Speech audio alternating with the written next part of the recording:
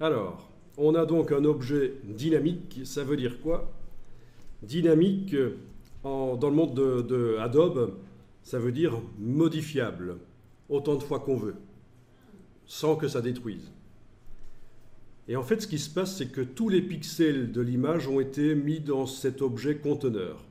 Et donc, si maintenant je demande de dimensionner vers le bas l'image, on va tester. Allons-y. Image, taille de l'image. Image, taille de l'image. À la place de centimètres, je mets des pourcents et je vais indiquer 25.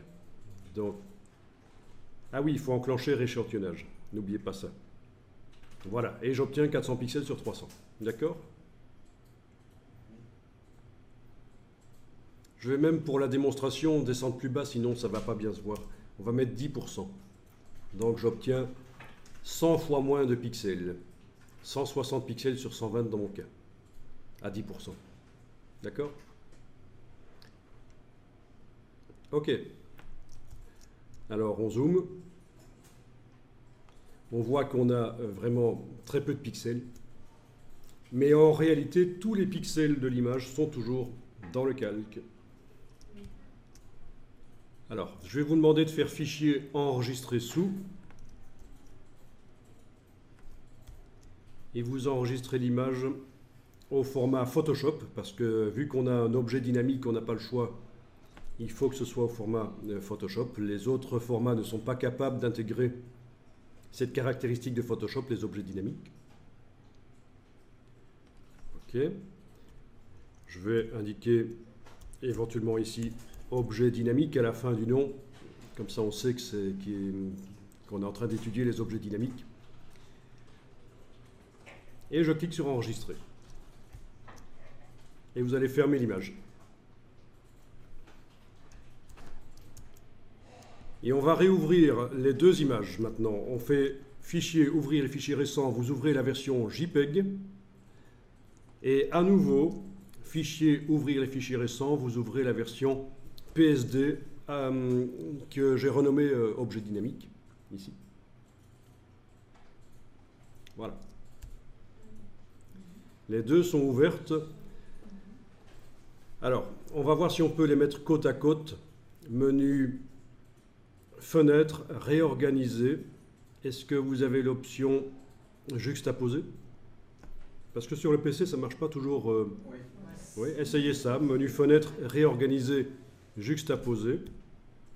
Ok, ça ne marche pas parce qu'il faut d'abord détacher l'onglet de la première. Et chez vous, ça a marché? Oui. Ok. Chez moi, sur le Mac, ici, il faut que je détache d'abord le premier onglet. Cliquez, glisser. Voilà. Fenêtre, réorganiser, juxtaposer. Et voilà, on a les deux images côte à côte. Bon, ben l'image qui est en JPEG, là, l'original, je vais lui faire subir le même sort qu'à l'autre. C'est-à-dire, je vais la faire passer à 10%. Donc, vous activez le travail sur cette image JPEG. On travaille sur la JPEG. Dans la palette des calques, vous n'avez pas converti en objet dynamique.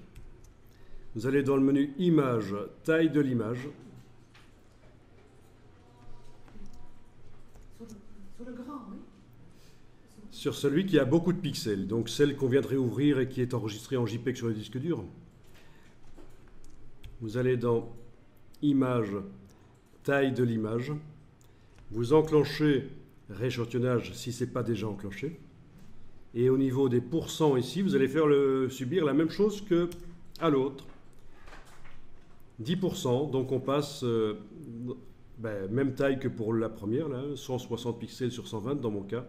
OK. Et quand on zoome sur les deux, on a le même résultat. D'accord? Une image très pixelisée. Forcément, il n'y a pas assez de pixels pour montrer l'image correctement, pour montrer le sujet correctement. OK.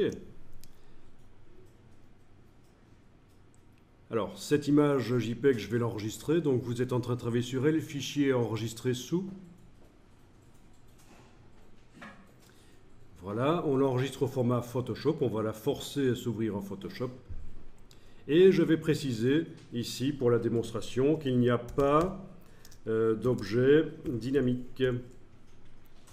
Voilà, comme ça vous voyez bien la différence par rapport à l'autre qui, elle, a un objet dynamique.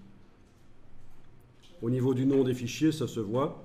L'image ici à gauche, elle est en PSD, sans objet dynamique, ça a été réduit à 10%. L'image de droite, elle est en PSD, avec objet dynamique, elle a été réduite à 10%. Et pour l'instant, les images se ressemblent toutes les deux. Alors au niveau des tailles, on va aller voir sur je vais aller voir sur le disque dur s'il y a une différence au niveau de la taille des fichiers.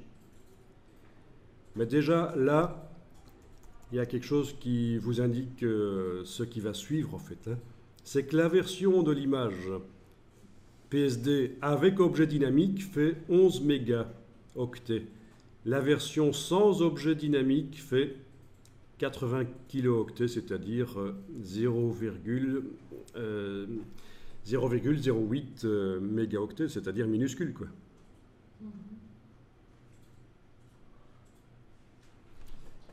Ben oui. Donc, ça veut dire, et ça vous avez compris, je pense, que dans la version de droite, tous les pixels sont encore là. Et on va pouvoir les faire réapparaître, et tout le détail va réapparaître. Alors, travaillez sur l'image ici de droite, la version avec objet dynamique.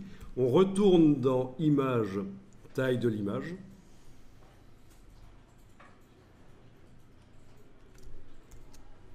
On a rééchantillonnage qui est coché. Sur l'image, oui, qui a un objet dynamique. Donc ça se voit, hein, c'est celle où il y a la petite icône sur le calque là. Image, taille de l'image, rééchantillonnage est coché. On est en pourcentage et on va revenir à l'état initial en indiquant 1000%. Ben oui, je multiplie par 10, donc c'est 1000%. Et je récupère une image de 1600 pixels sur 1200 dans mon cas, donc 100 fois plus de pixels. Pourquoi votre résolution a changé? La résolution, elle a changé? Elle vient de changer là? Ah. C'est parce que tantôt vous avez décoché rien. Je ne sais pas. La résolution, de toute façon, on a dit ça n'a pas d'importance. Hein. Ce qui compte ici, c'est la définition. Alors, je passe donc d'une image de 0,56 kilooctets dans Photoshop à une image de 5,49. OK. Je zoome en arrière. On doit laisser une nette réduction.